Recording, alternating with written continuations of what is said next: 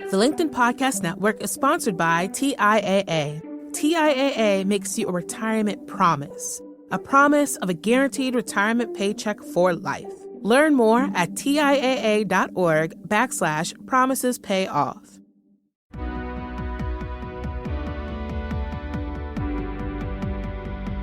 I'm Morra Aarons-Mele, and this is The Anxious Achiever.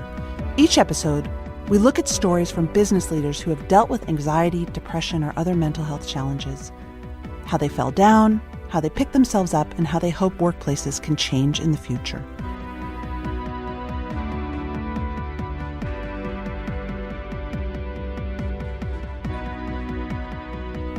When my producer Mary and I were discussing ideas for an episode that brought to life how people cope with uncomfortable feelings and anxiety, we asked ourselves the question, what story would we want to hear? We were sitting in a Starbucks, like on a Tuesday morning, and we both sort of just said at the same time, we want to hear about someone's struggle with an eating disorder. We want to know about eating disorders. Why? Well, that might take hours to unpack, but let me just say this.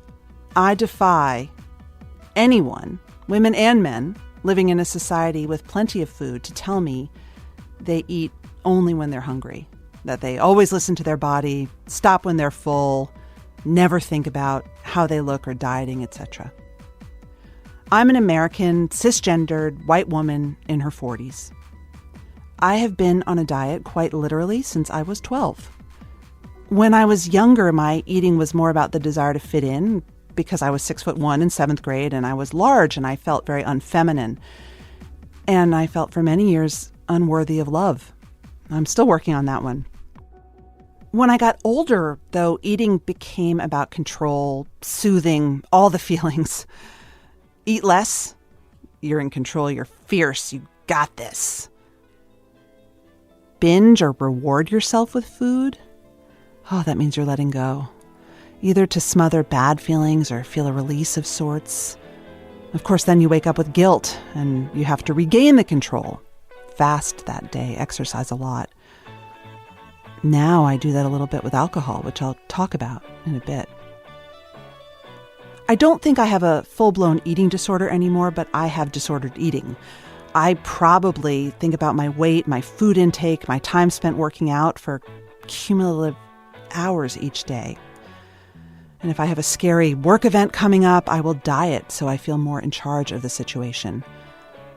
I'm a little obsessed with my food intake and my exercise and my clothes and how they fit, and it's all about control, and it gives me something to focus on that maybe isn't how I feel. And even saying this really ashames me, and I can't believe I'm saying it. It wasn't until I talked to Melissa Gerson that I realized maybe all the desire to control life through food and exercise was a way to channel my bad feelings and my anxiety. Think about calories. Don't think about the fear that you're a failure or you're worth nothing or everything that we've talked about on the show. Gerson says eating disorders serve a function. They're functional, and they're very intertwined with anxiety and depression. Not to mention, food is a loaded subject in the workplace, whether you're surrounded by snacks, birthday cakes, anxious about eating with your colleagues, or feeling self-conscious about your body. It can feel like a real minefield for many of us. So to talk about all of this, our guest, Melissa Gerson, she is a licensed clinical social worker and therapist who has dedicated her career to treating eating disorders. As the founder and director of the Columbus Park Center for Eating Disorders in New York City, she's out there working with patients who suffer from eating disorders, and she has her own story of eating in control, which we will hear.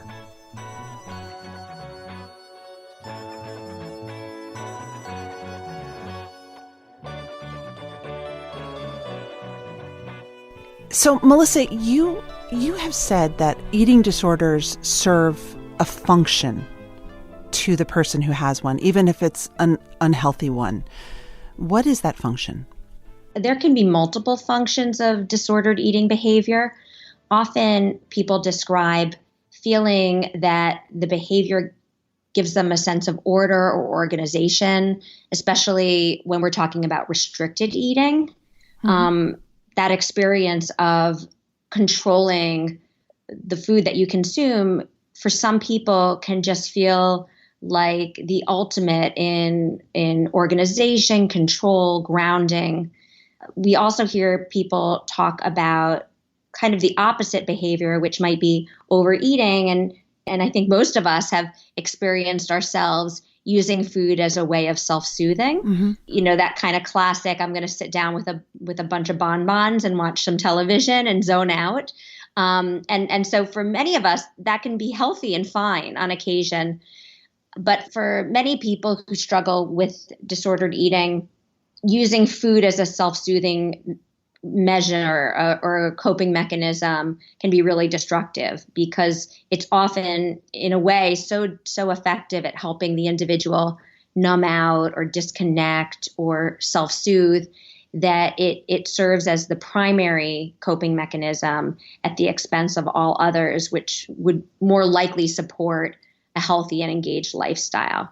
So you're saying that the sort of eating less, or really controlling your eating, gives you a sense of mastery and control, whereas maybe the letting yourself go, whether it's with a binge or a giant, for me, it's a bowl of pirate booty or something, like it's that release that it can be both, but both are equally rewarding. Absolutely. And I think one of the central appealing factors of the eating behavior for someone who's stuck in a disordered eating cycle is the familiarity of it, mm-hmm. because the behaviors can almost become a trusted friend and a closest relationship. And so when, for example, after a really, really stressful day, there's almost a looking forward to that comfort and familiarity of the behavior, mm-hmm. because everything associated with the behavior is well known and predictable. So you just know that when you get home at night and you're alone and you have the food there, you know exactly what's going to happen from there, that there's going to be this experience of immediately letting go, getting into a comfort zone, having no one to kind of disturb you or upset you. Sort of in the moment, you're free of judgment. The problem is that when that generally pleasurable experience ends, there are repercussions. You also say that anxiety and eating disorders can be cyclical, that people might control their food to deal with their anxiety, but that a lack of food can also fuel anxiety, make it worse, and even change your brain chemistry. Can you talk about that and a little bit about the relationship between anxiety and eating disorders? I think that the most interesting piece of this for listeners might be to hear a little bit about the effects of starvation on the brain. There was a study back in the 1940s where they had these young army men that were screened really thoroughly for any kind of psychiatric condition. All of the men were really young, robust, healthy guys, and they wanted to see what happened to these men under the effects of starvation. So essentially, they observed the men in a control period for about 3 months, and then thereafter began to cut their calories mm-hmm. pretty dramatically, and watched what happened to the men under the effects of starvation and weight loss. And they observed that these men who had previously been friendly, outgoing, gregarious young guys, many of them, all of them actually, became very withdrawn, introverted. They were isolating. They became totally focused on their food. When was the food going to arrive? What was the food going to be? If the meal was served just a little bit late, they'd get very agitated. They wanted to talk about recipes and agriculture. Some of them developed rituals around the eating where they would move the food around on the plate, cut it into small pieces, savor every mouthful. Essentially, the men developed features of anorexia under the influence of starvation. So it really tells us so much about the eating disorders that we treat, because the brain essentially is under the influence of starvation and changes functionally and structurally, so that it leads to a whole host of symptoms mm-hmm. that are what we really consider the core symptoms of anorexia. Now that's a pretty extreme example in that for many people, you're not starved in a starvation experiment. But for those of us in the treatment field, first off, we really understand anorexia very differently because of a study like that. And we really know that refeeding is essential because so many of the problem behaviors and problem feelings and experiences and cognitions really are going to be corrected through feeding alone, restoring weight and feeding. Wow. And then on a broader level for the general public, what it also tells us is that if we're going to fiddle with our bodies in a way that many of us do through dieting or different kind of fad experiments with food, we really run the risk of causing more problems than we really would anticipate. Mm-hmm. In particular, when we begin to push our bodies toward the very bottom of our healthy weight range. If you think about the body as this really well-run machine, it's really got a happy place. Within that happy place, the body has a sense of equilibrium. It knows it's getting the food that it needs. But if you begin to trend toward the bottom of that range, that's where the brain can kind of kick in and say, hey, something's not right here.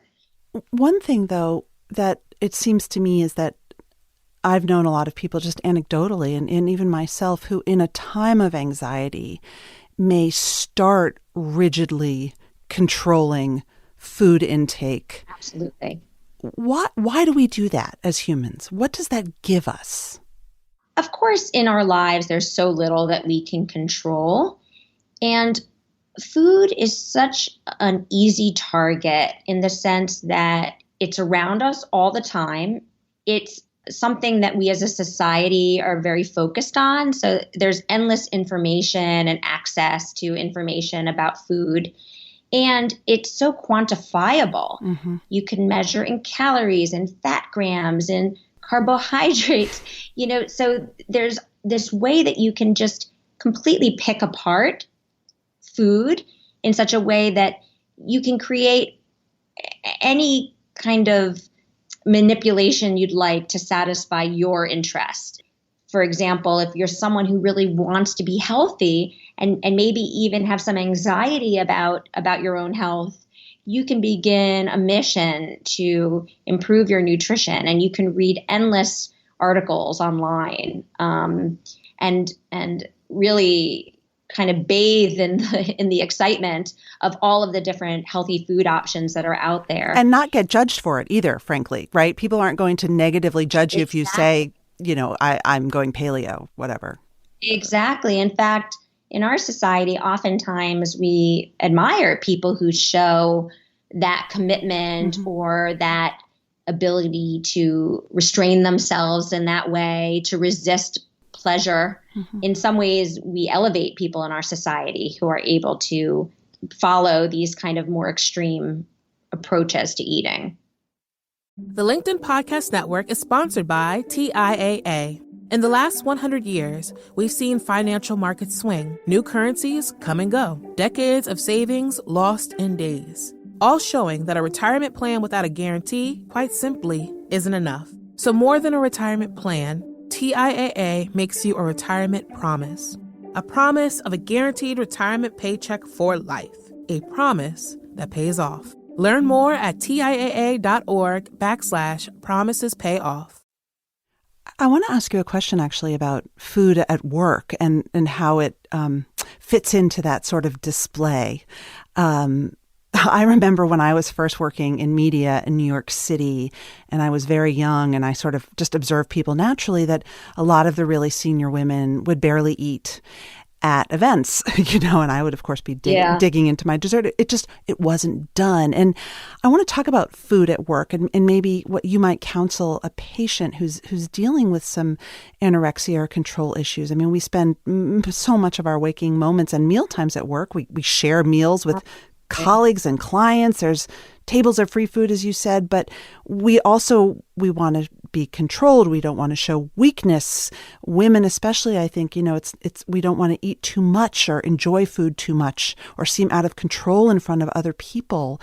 How does someone who's dealing with this in their head get a handle on food at work in a healthy way? It's so challenging, and it starts young. Mm-hmm. I'm working right now with a girls' school in Manhattan, and the teachers are reporting that the girls aren't eating at lunch, and there's this sort of social contagion experience going on where, because certain girls aren't eating or eating very little, others feel like they need to follow. And so you feel really embarrassed and ashamed to admit or to sort of give in to your own hungers in front of in an environment that's so meager. And I think that comes up for adults as well, males, females, all of us. There are so many, I think that people are so quick to make judgments about others based on their observations of how others eat. So, oh, you look so healthy. Oh, you're such a healthy eater. Oh, you're slender. You look so healthy. There's this association between what we observe on the surface and broader judgments about who the person is and how healthy their lifestyle is. And how much in control they are, frankly. And how much control they have and how disciplined they might be, right? These are all qualities that are admirable: discipline, focus, the ability to put off pleasure in order to accomplish something. I think in terms of being in an environment where you're aware of judgment and you're self-conscious about your eating based on what others are eating, I think what we always go back to is that we all have to really be tuned into our own personal needs and as much as possible try to be true to ourselves and our own needs. I know that that's much easier said than done, but that's, of course, I guess the goal. I will share an anecdote, which is that I've been going through just a horrible anxiety time, and I've lost probably about 10 pounds, and I get so much positive feedback. And what I have been saying literally is, oh, it's the anxiety diet. I've been having panic attacks. Would you like them? Because it's like, right. Yeah. And people probably respond with, yes, I'll do anything. I had a dear family friend who was a lifelong dieter, and she got cancer. And when she had chemo, she said, "I'm finally skinny." Oh my goodness. Yeah. That's horrendous, right? Yes. It just says so much about our culture and this thin ideal that has been drilled into our heads since we were, itty bitty. Why did you get into this work, Melissa? Do you have a personal history? Is this personal for you? Sort of. I actually came from a totally different career. I was a ballet dancer for many years. I trained in middle school and high school, and then I joined a ballet company after I graduated high school, and I danced professionally for 7 years. And during those years in the company, there was obviously, in a pursuit like ballet, there's so much pressure on appearance and line and body shape and weight. And absolutely, without question, promotion for those dancers who are more on the slender side. Dance is just a world where you are going to get more opportunity if you fit the part. And so I really worked very hard throughout those years as a professional dancer, working to fit the part, and really struggled because keeping your weight down to that level really requires constant focus and attention on what you're eating and what you're not eating. And ultimately, for that reason and a few other reasons, I left ballet, but left with a real interest in eating struggles, eating difficulty, maybe also working with artists and dancers, but other artists as well, from the psychological perspective. And that's when I really began my journey into psychology. It almost seems like a stereotype to ask you this, but is a certain quest for perfection a common thread also among your population? I would say so. there's a typical temperament that we see, particularly with anorexia. Most of our clients with anorexia tend to be, as you mentioned, highly perfectionistic, very driven, very comfortable with things that are more familiar, more introverted, very thoughtful as opposed to impulsive, deriving a lot of kind of pleasure and calm from a sense of order.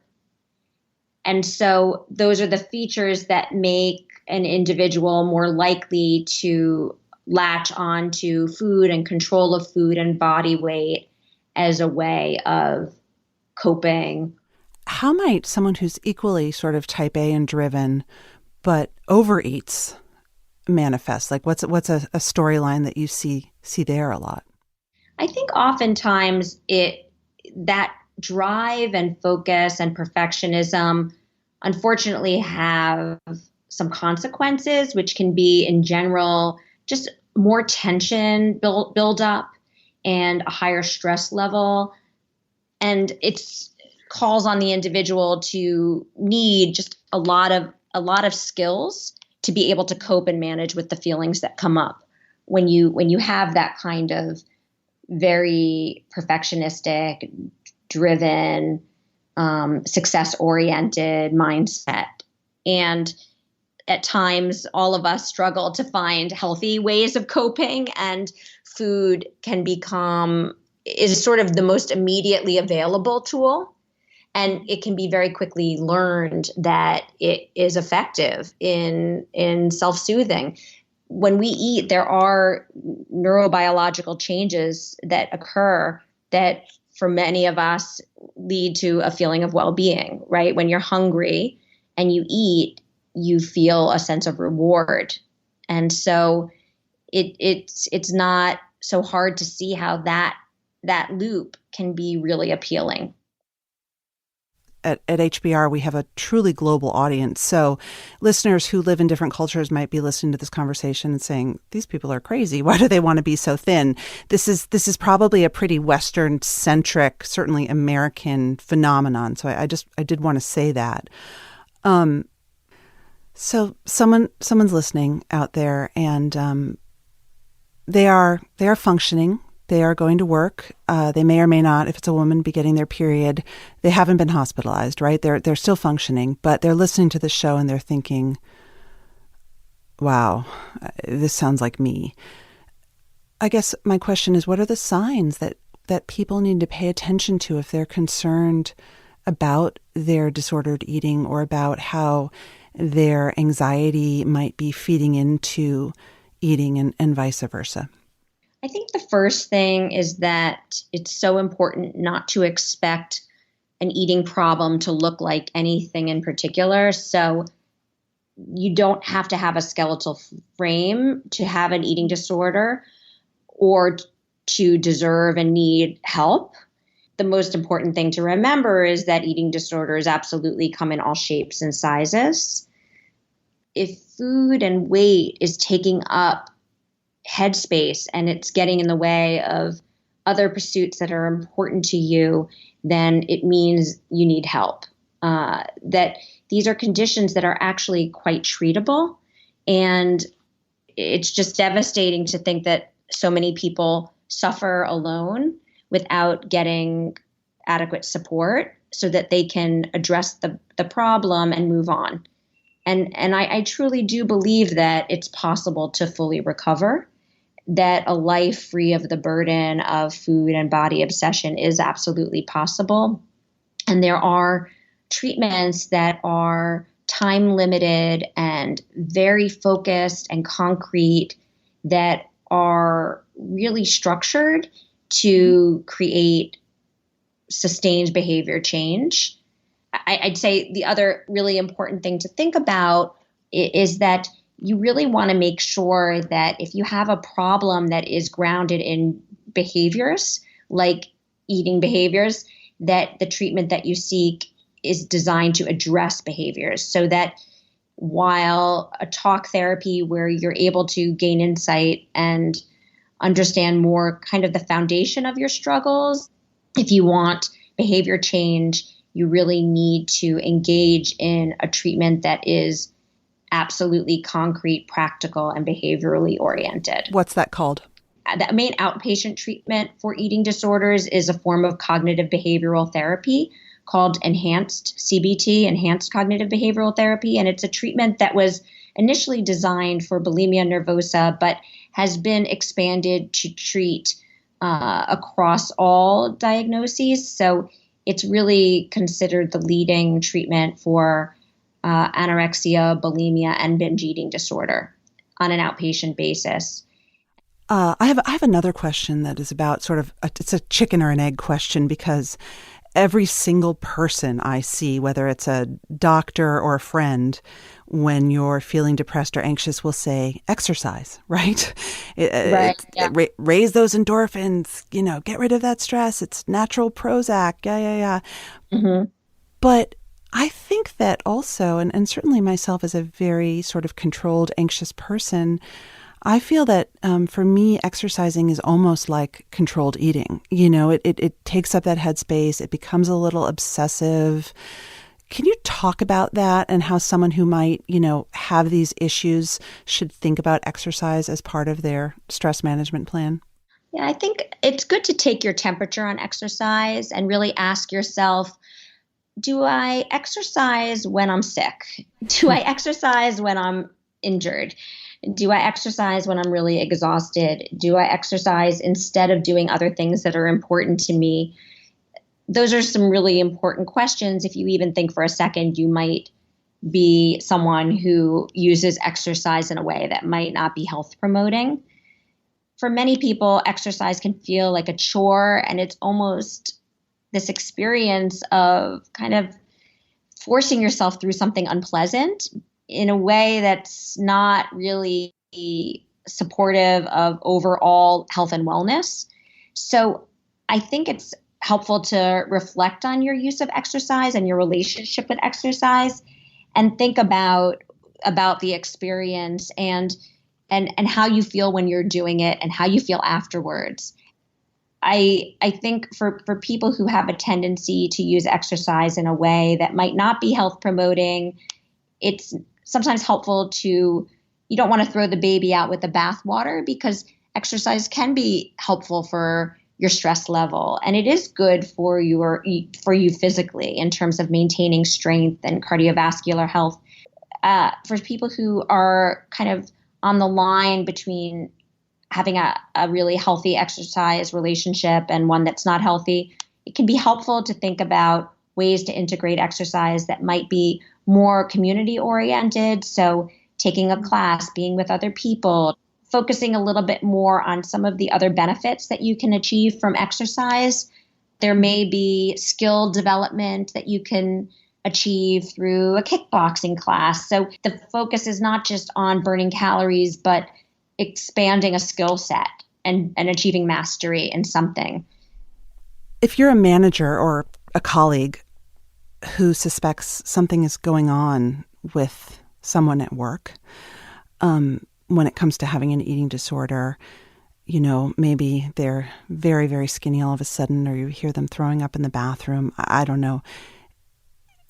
How do you handle that? I mean, think about it. Even just being in a meeting and someone might joke about someone never eating the brownie or eating too many brownies can have a really triggering impact on someone in a way that they will never see. And food is something in our lives every day, as is work.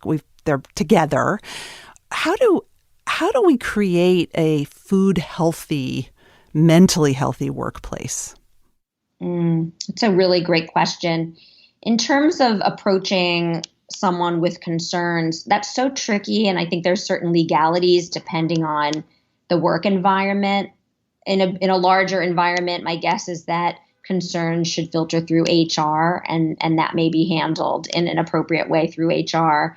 In a much smaller work setting, it's always tricky when a manager approaches an employee about a sensitive subject like this. So I think as much as people within the workplace can be pulled upon who are close friends of someone who might be displaying behaviors that are concerning, I think my experience with people who have been approached by friends is that generally they really appreciate it. What's been communicated to me is that so often you can be struggling and nobody seems to notice or care. So having somebody approach you and say, listen, I just wanted to make sure you're okay because I've noticed X, Y, and Z, and I want to let you know that I'm here and I care about you and I'm available to talk about it. That can be really helpful. In terms of creating an environment that's sort of sensitive to food and body health, I'd say, being careful, a little bit careful about what you say is never a bad thing when it comes to commenting on someone's appearance or eating and weight. And on commenting on someone's eating, because you just never know where they're coming from with it. And so even comments that might seem complimentary, like, oh, I've never seen you put junk food in your mouth. How amazing. You just don't know what that means to the person that you're talking to. So just always assume that it's a sensitive topic for somebody else and be sensitive about potentially just backing away from comments on somebody else's eating behavior.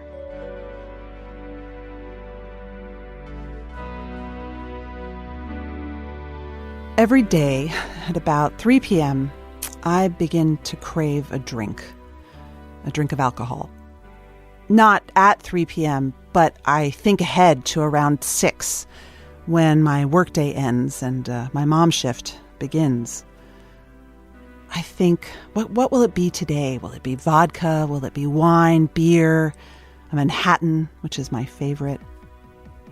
The truth is, most days it's nothing because I can't physically seem to tolerate alcohol anymore, or I will have maybe one gluten-reduced beer. But that fantasy and that anticipation is with me, I would say, every day. I think that over many years, I have come to look at alcohol as the most effective stress and anxiety relief there is for me. I don't know if that resonates with any of you. I've taken lots of anti-anxiety meds, everything from SSRIs to Klonopin to Xanax, Valium, the lot. But I will admit, for me, there's nothing like that sip of a cocktail. It's like my shoulders just drop. And while I'm not an alcoholic, I, over the years, realized that I have built a dependency on alcohol. And it scares the hell out of me. I've tried to quit drinking cold turkey so many times and have found that I just can't stop. And then the more I think about stopping, the more obsessed I am about drinking, and I get really, really, really angry at myself. Much is said, if you're a fan of Winston Churchill, much has been said and written about his struggle with his depression, his black dog, which it turned out was a nursery phrase that his nanny adopted, I think, for his foul moods. And, some people say Churchill wasn't depressed. How could he have been depressed and done all he did? What is known is that he consumed about 6 glasses of wine and then 6 glasses of whiskey or, spirits every day. And yet some scholars will say there's no way Churchill was majorly depressed or that he was an alcoholic or had an alcohol dependency. Look at all he achieved. Look, I am definitely, I can't even put myself in the same sentence as Winston Churchill, that great man. But I've interviewed enough leaders to know that you never know what's keeping them going or what's keeping them up at night or what's keeping their demons at bay. You don't really know about people's demons who look very successful from the outside at all. So for me, one of the things that I am really struggling with and really trying to think about is my dependency on alcohol as anxiety reducer and stress release. It is really, really triggered by hard days when one of my kids might come home from school with a bad day, especially my special needs kid. Travel, oh my gosh, travel triggers it. And of course, anxiety. I'm working through it. I'm trying to have compassion for myself. And my therapist recently said, so you have a glass of whiskey at the end of the day. Is that really so bad? I don't know. As an overachiever, I struggle with the idea of being dependent on something that is not good for me, although I suppose psychopharmacology is not good for you either. I'd love to hear your thoughts on using drinking or even over-exercise or any other sort of substance or behavior pattern as a self-medication for your anxiety. And maybe we can work on this together.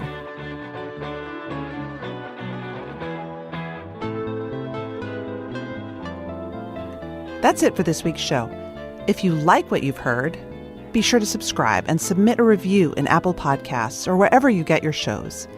And if you have an idea for the show or you want to tell us your story, drop me a note at anxiousachiever@gmail.com, or you can tweet me at Morra AM. That's MORRAAM. Special thanks to the team at Harvard Business Review, my producer Mary Dew, the team at Podcast Garage, and all of our guests who are telling us their stories from the heart. From the HBR Presents Network, I'm Morra Aarons-Mele, and this is The Anxious Achiever.